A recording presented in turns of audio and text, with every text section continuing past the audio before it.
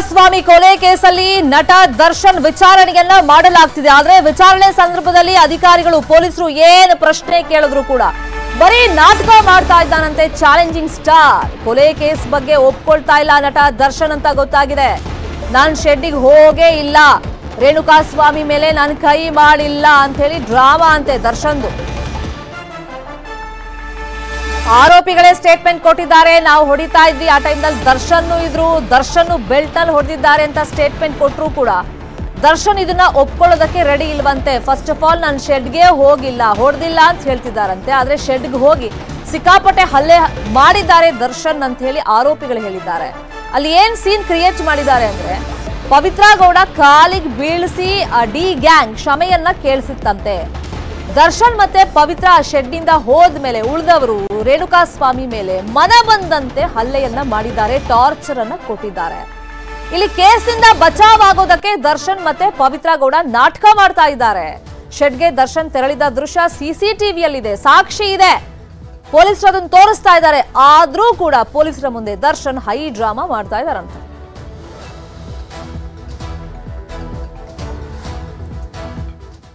Darshan and gang ನಿಂದ ರೇಣುಕಾಸ್ವಾಮಿ ಕೊಲೆ ಪ್ರಕರಣ ಸಂಬಂಧ ಕಿಡ್ನಾಪ್ ಮಾಡಿದ್ದ ರಘು ಅಂಡ್ ಟೀಮ್ ಇವತ್ತು ಚಿತ್ರದುರ್ಗಕ್ಕೆ ಕರ್ಕೊಂಡು ಹೋಗಲಾಗುತ್ತೆ, ಸ್ಥಳ ಮಹಜರು ಮಾಡೋದಕ್ಕೆ. ಯಾಕಂದ್ರೆ ಚಿತ್ರದುರ್ಗದಿಂದ ಇವರು ಕಿಡ್ನಾಪ್ ಮಾಡ್ಕೊಂಡು ಆತನನ್ನ ಕರ್ಕೊಂಡು ಬಂದಿದ್ರು. ಸೊ ಯಾವ ಜಾಗದಿಂದ ಕಿಡ್ನಾಪ್ ಮಾಡ್ಕೊಂಡು ಬಂದ್ರು ಆ ಸ್ಥಳಕ್ಕೆ ಇವತ್ತು ಪೊಲೀಸರು ರಘು ಅಂಡ್ ಟೀಮ್ ನ ಕರ್ಕೊಂಡು ಹೋಗ್ತಾರೆ. ಅಲ್ಲಿ ಸ್ಥಳ ಮಹಜರನ್ನ ಮಾಡಲಾಗುತ್ತೆ. ಚಿತ್ರದುರ್ಗದ ದರ್ಶನ್ ಅಭಿಮಾನಿಗಳ ಸಂಘದ ಅಧ್ಯಕ್ಷ ರಾಘು ಅಲಿಯಾಸ್ ರಾಘವೇಂದ್ರ, ಹಾಗೇನೆ ಕಾರ್ತಿಕ್, ನಂದೀಶ್, ಪವನ್ ಟೀಮ್ ಇವರಿಷ್ಟು ಜನನ ಕರ್ಕೊಂಡು ಹೋಗಿ ಪೊಲೀಸರು ಸ್ಥಳ ಮಹಜರ್ ಮಾಡ್ತಾರೆ. ಇನ್ನು ದರ್ಶನ್ ಹಾಗೂ ಪವಿತ್ರ ಇವತ್ತು ಸ್ಟೇಷನ್ ಅಲ್ಲೇ ಇರ್ತಾರೆ. ಅಲ್ಲೇ ವಿಚಾರಣೆ ಅವರಿಬ್ಬರಿಗೂ ಕೂಡ ಮುಂದುವರಿಯುತ್ತೆ. ಈ ನಡುವೆ ಮೃತದೇಹ ಸಾಗಿಸಿದ್ದ ಬಿಳಿ ಬಣ್ಣದ ಸ್ಕಾರ್ಪಿಯೋ ಕಾರ್ ಅನ್ನ ಸೀಸ್ ಮಾಡಲಾಗಿದೆ. ಈ ಮುಂಚೆ 2 ಕಾರ್ಗಳನ್ನ ಸೀಸ್ ಮಾಡ್ಕೊಂಡಿದ್ರು. ಈಗ ಮೃತದೇಹ ಸಾಗಿಸಿದ್ದಂತ ಒಂದು ವೈಟ್ ಕಲರ್ ಸ್ಕಾರ್ಪಿಯೋ ಕಾರ್ ಅನ್ನ ಸೀಸ್ ಮಾಡಿದ್ದಾರೆ.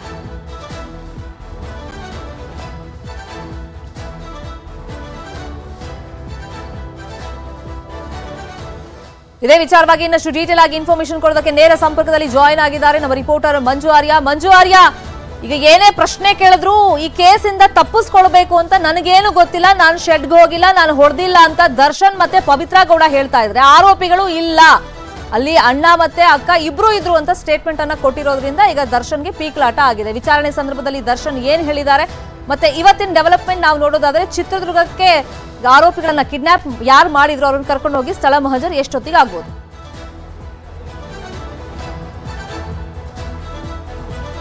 ಶರ್ಮಿತಾ, ರೇಣುಕಾಸ್ವಾಮಿ ಕೊಲೆ ಪ್ರಕರಣಕ್ಕೆ ಸಂಬಂಧಪಟ್ಟಂತೆ ಈಗಾಗಲೇ ಪೊಲೀಸರು ಎಲ್ಲಾ ಆಯಾಮದಲ್ಲೂ ಕೂಡ ಇನ್ವೆಸ್ಟಿಗೇಷನ್ ಅನ್ನ ಮಾಡ್ತಿರುವಂತದ್ದು. ಅದರಲ್ಲೂ ಕೂಡ ಅಷ್ಟೇ ಪ್ರಮುಖವಾಗಿ ನಟ ದರ್ಶನ್ ಅನ್ನ ಇಂಟ್ರಾಗೇಷನ್ ಮಾಡ್ತಿದ್ದಾರೆ. ನಿನ್ನೆ ತಡರಾತ್ರಿವರೆಗೂ ಕೂಡ ಅಷ್ಟೇ ನಟ ದರ್ಶನ್ ಅನ್ನ ವಿಚಾರಣೆಗೊಳಪಡಿಸಿದ್ರು. ವಿಚಾರಣೆಗೆ ಒಳಪಡಿಸಿದಂತ ಸಂದರ್ಭದಲ್ಲಿ ನಟ ದರ್ಶನ್ ನಾನು ಯಾವುದೇ ರೀತಿಯಂತ ಕೊಲೆಯನ್ನ ಮಾಡಿಲ್ಲ, ಜೊತೆಗೆ ನಾನು ಆತನ ಮೇಲೆ ಹಲ್ಲೆಯನ್ನು ಕೂಡ ಮಾಡಿಲ್ಲ ಅನ್ನುವಂತ ಒಂದು ಮಾತನ್ನು ಕೂಡ ಹೇಳ್ತಾ ಇದ್ದಾರೆ. ಯಾಕಂದ್ರೆ ನಟ ದರ್ಶನ್ ಈ ಪ್ರಕರಣಕ್ಕೂ ನನಗೂ ಯಾವುದೇ ರೀತಿಯಂತ ಸಂಬಂಧ ಇಲ್ಲ, ಆಕೆಗೆ ಆತ ಕೆಟ್ಟದಾಗಿ ಅಶ್ಲೀಲವಾದಂತಹ ಒಂದು ಮೆಸೇಜ್ ಗಳನ್ನ ಮಾಡ್ತಿದ್ದ, ಈ ಒಂದು ಕಾರಣಕ್ಕೋಸ್ಕರ ಆತನನ್ನ ಕರೆಸಿ ಬುದ್ಧಿ ಹೇಳುವಂತೆ ನಾನು ಸೂಚನೆಯನ್ನು ಕೊಟ್ಟಿದ್ದೆ ಹೊರತು ನಾನು ಕೊಲೆ ಮಾಡುವಂತೆ ಯಾವುದನ್ನು ಕೂಡ ಹೇಳಿಲ್ಲ ಅನ್ನುವಂತ ಒಂದು ಮಾತನ್ನು ಕೂಡ ಹೇಳ್ತಿದ್ರೆ. ಉಳಿದಂತಹ ಆರೋಪಿಗಳು ನಟ ದರ್ಶನ್ ಅವರ ಮೇಲೆಯೂ ಕೂಡ ಈಗಾಗಲೇ ಒಂದಷ್ಟು ಮಾಹಿತಿಯನ್ನು ಕೊಟ್ಟಿರುವಂತದ್ದು. ಯಾಕಂದ್ರೆ ಅಕ್ಕ ಮತ್ತು ಅಣ್ಣ ಇಬ್ರು ಕೂಡ ಅಷ್ಟೇ ಆ ಒಂದು ಕಿಡ್ನಾಪ್ ಮಾಡಿ ಕರ್ತಂದಿದ್ದಂತ ಶೆಡ್ಗೆ ಬಂದಿದ್ರು, ಅಣ್ಣನೂ ಕೂಡ ಅಷ್ಟೇ ಹೊಡೆದ್ರು ಅನ್ನುವಂಥದ್ದನ್ನು ಕೂಡ ಈಗಾಗಲೇ ಅವರು ವಿಚಾರಣೆ ಸಂದರ್ಭದಲ್ಲಿ ಹೇಳಿದ್ದಾರೆ. ಈ ಒಂದು ಕಾರಣಕ್ಕೋಸ್ಕರ ನಟ ದರ್ಶನ್ ಅನ್ನ ಬಾಯಿ ಬಿಡಿಸುವಂತ ನಿಟ್ಟಿನಲ್ಲಿ ಪೊಲೀಸರು ಈಗಾಗಲೇ ಇನ್ವೆಸ್ಟಿಗೇಷನ್ ಅನ್ನು ಕೂಡ ಶುರು ಮಾಡಿಕೊಂಡಿರುವಂತದ್ದು. ಮತ್ತೊಂದು ಕಡೆ ಈ ಒಂದು ಕಿಡ್ನಾಪ್ ಪ್ರಕರಣಕ್ಕೆ ಸಂಬಂಧಪಟ್ಟಂತೆ, ಯಾಕಂದ್ರೆ 8ನೇ ತಾರೀಕಿನಂದು ಬೆಳಿಗ್ಗೆ 11 ಚಿತ್ರದುರ್ಗದಲ್ಲಿ ಈ ಒಂದು ರೇಣುಕಾಸ್ವಾಮಿಯನ್ನ ಕಿಡ್ನಾಪ್ ಮಾಡ್ತಾರೆ.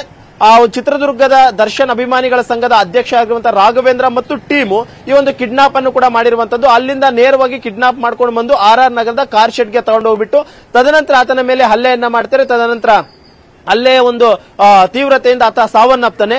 ಸದ್ಯಕ್ಕೆ 2 ಮಹಜರಗಳನ್ನ ನಿನ್ನೆ ಕಂಪ್ಲೀಟ್ ಮಾಡ್ಕೊಂಡಿದ್ರೆ, ಒಂದು ಮೃತದೇಹ ಬಿಸಾಕಿದ್ದಂತಹ ಪ್ಲೇಸ್ ನ ಮಹಜರು ಕೂಡ ಕಂಪ್ಲೀಟ್ ಆಗಿದೆ. ಮತ್ತೊಂದು ಕಡೆ ಆ ಒಂದು ಕಾರ್ ಶೆಡ್ ಏನಿತ್ತು ಅಲ್ಲಿಯೂ ಕೂಡ ಅಷ್ಟೇ ಮಹಜರು ಪ್ರಕ್ರಿಯೆಯನ್ನು ಮುಗಿಸ್ಕೊಂಡಿದ್ರೆ. ಕಾರ್ ಶೆಡ್ಗೆ ನೇರವಾಗಿ ನಟ ದರ್ಶನ್ ಮತ್ತು ಪವಿತ್ರ ಗೌಡ ಇಬ್ಬರನ್ನು ಕೂಡ ಅಷ್ಟೇ ಕರ್ಕೊಂಡು ಹೋಗಿದ್ರು. ಅಲ್ಲಿ ಪ್ರಕ್ರಿಯೆ ಎಲ್ಲವನ್ನೂ ಕೂಡ ಕಂಪ್ಲೀಟ್ ಮಾಡ್ಕೊಂಡಿದ್ರೆ. ಉಳಿದಿರುವಂತದ್ದು ಈ ಒಂದು ಪ್ರಕರಣದಲ್ಲಿ ಮಹಜರು ಅಂತಂದ್ರೆ ಅದು ಕಿಡ್ನಾಪ್ ಮಾಡಿರುವಂತಹ ಒಂದು ಸ್ಥಳ. ಆ ಒಂದು ಕಾರಣಕ್ಕೋಸ್ಕರ ರಾಘವೇಂದ್ರ ಟೀಮ್ ಏನಿತ್ತು ಅವರನ್ನ ಇವತ್ತು ಚಿತ್ರದುರ್ಗಕ್ಕೆ ಕರ್ಕೊಂಡೋಗಿ ಅಲ್ಲಿ ಮಹಜರು ಪ್ರಕ್ರಿಯೆಯನ್ನ ಮುಗಿಸಿಕೊಂಡು ಸಾಕ್ಷ್ಯಾಧಾರಗಳನ್ನು ಸಂಗ್ರಹ ಮಾಡುವಂತ ಒಂದು ಕೆಲಸವನ್ನು ಕೂಡ ಅಷ್ಟೇ ಈಗಾಗಲೇ ಪೊಲೀಸರು ಮಾಡಲು ಮುಂದಾಗಿರುವಂತದ್ದು.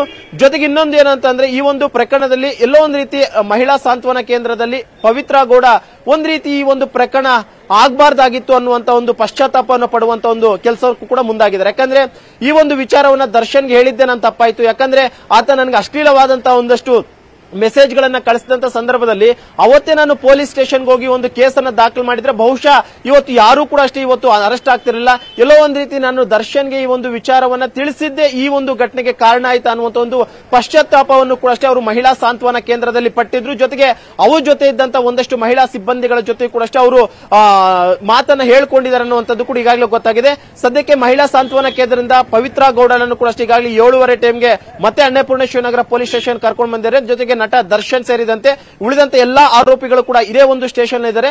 ಇವತ್ತು ಬೆಳಗ್ಗೆ 9:30ಯಿಂದಲೂ ಕೂಡ ಅಷ್ಟೇ ಮತ್ತೆ ವಿಚಾರಣೆ ಕೂಡ ಆರಂಭವಾಗುತ್ತೆ. ಈ ಒಂದು ಪ್ರಕರಣಕ್ಕೆ ಸಂಬಂಧಪಟ್ಟಂತೆ ಸಾಕಷ್ಟು ಮಾಹಿತಿಗಳನ್ನು ಕೂಡ ಈಗಾಗಲೇ ಕಲೆಕ್ಟ್ ಮಾಡ್ಕೊಂಡಿದ್ದಾರೆ, ಸಾಕಷ್ಟು ಟೆಕ್ನಿಕಲ್ ಎವಿಡೆನ್ಸ್ ಅನ್ನ ಕಲೆಕ್ಟ್ ಮಾಡ್ಕೊಂಡಿದ್ದಾರೆ, ಸಿಸಿಟಿವಿ ಫುಟೇಜ್ ಗಳನ್ನ ಕಲೆಕ್ಟ್ ಮಾಡ್ಕೊಂಡಿದ್ದಾರೆ. ಜೊತೆಗೆ ಆರೋಪಿಗಳಿಂದ ಸಾಕಷ್ಟು ಹೇಳಿಕೆಗಳನ್ನ ಪಡ್ಕೊಂಡಿದ್ದು ಈ ಒಂದು ಹೇಳಿಕೆಗೆ ಪೂರಕವಾಗುವಂತೆ ನಟ ದರ್ಶನ್ ಅವರನ್ನ ಇವತ್ತು ಕೂಡ ಅಷ್ಟೇ ಖುದ್ದು ಡಿಸಿಪಿ ಅವರು ವಿಚಾರಣೆ ಮಾಡಲು ಕೂಡ ಅಷ್ಟೇ ಎಲ್ಲಾ ರೀತಿಯಂತ ತಯಾರಿಗಳನ್ನ ಮಾಡ್ಕೊಂಡಿದ್ದಾರೆ. ಶರ್ಮಿತಾ, ಫೈನ್, ಥ್ಯಾಂಕ್ ಯು ಮಂಜು ಆರ್ಯ ತಮ್ಮ ಇನ್ಫಾರ್ಮೇಶನ್ಗೆ. ಡಿವೋರ್ಸ್ ಗ್ಯಾಂಗ್ನಿಂದ ರೇಣುಕಾಸ್ವಾಮಿ ಮರ್ಡರ್ ಕೇಸ್ ವಿಷಯವಾಗಿ ಒಂದ್ ಕಡೆ ತನಿಖೆ ನಡೀತಾ ಇದ್ರೆ ಇನ್ನೊಂದ್ ಕಡೆ ಪ್ರತಿಭಟನೆ ಕೂಡ ಜೋರಾಗ್ತಾ ಇದೆ. ದರ್ಶನ್ ವಿರುದ್ಧ ಪ್ರತಿಭಟನೆ ಮಾಡಿದಂತ ಮಾಜಿ ಶಾಸಕರಿಗೆ ಜೀವ ಬೆದರಿಕೆಯನ್ನ ಹಾಕಲಾಗಿದೆಯಂತೆ. ಚಿತ್ರದುರ್ಗದ ಮಾಜಿ ಶಾಸಕ ತಿಪ್ಪಾರೆಡ್ಡಿಗೆ ಬೆದರಿಕೆ ಕರೆ ಬಂದಿದೆಯಂತೆ. ನಿನ್ನೆ ವೀರಶೈವ ಲಿಂಗಾಯತ ಸಮಾಜದ ಬೃಹತ್ ಪ್ರತಿಭಟನೆಯಲ್ಲಿ ಮಾಜಿ ಶಾಸಕ ಜಿಎಚ್ ತಿಪ್ಪಾರೆಡ್ಡಿ ಭಾಷಣ ಮಾಡಿದ್ರು. ಭಾಷಣದ ಬೆನ್ನಲ್ಲೇ ಅವರಿಗೆ ಬೆದರಿಕೆ ಕರೆ ಬಂದಿದೆಯಂತೆ. ಫೋನ್ ಬಂದ ನಂಬರ್ ಅನ್ನ ಬ್ಲಾಕ್ ಲಿಸ್ಟ್ಗೆ ತಿಪ್ಪಾರೆಡ್ಡಿ ಹಾಕಿದ್ದಾರೆ ಅಂತ ಗೊತ್ತಾಗಿದೆ. ಮತ್ತಷ್ಟು ಸುದ್ದಿ ನೋಡೋಣ ಬ್ರೇಕ್ ಆದ್ಮೇಲೆ.